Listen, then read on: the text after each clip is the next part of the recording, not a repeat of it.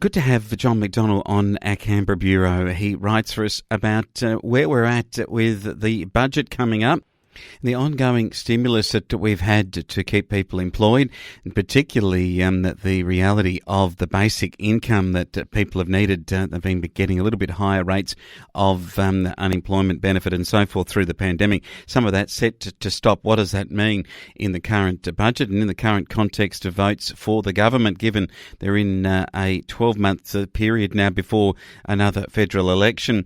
And when you get to the former Deputy Prime Minister and the National Party legend John Anderson coining a term generational theft, describing how we're borrowing a lot of money right now, but we've had to with the pandemic to some degree. But is that money well spent when our grandchildren will be left to pay off the debt? Well, that becomes the question. In John's report today, he talks about that the government announced that the budget bottom line had been boosted by $23 billion.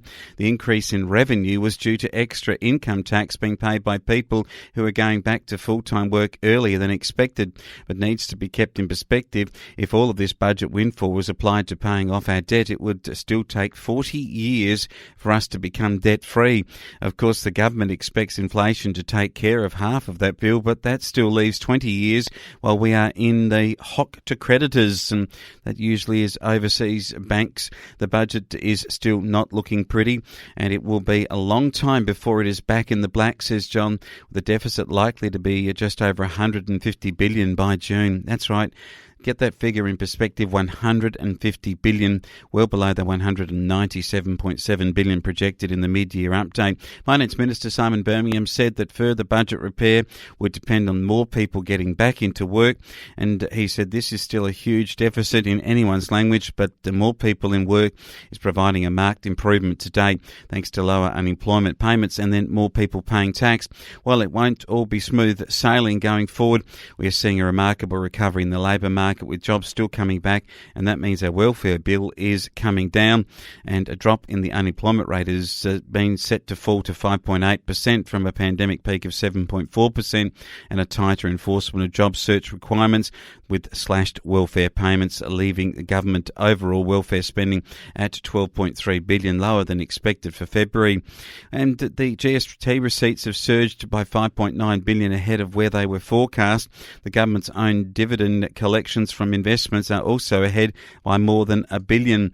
And John writes of Treasurer Josh Frydenberg and what he said in Parliament on Thursday: it is one thing to know when we need to act for Australians and provide that emergency assistance. That is an important thing that government must have in responding to a crisis. But our government also understands that you cannot run the Australian economy on taxpayers' money forever, and therefore the fiscal disciplines of government that are in place.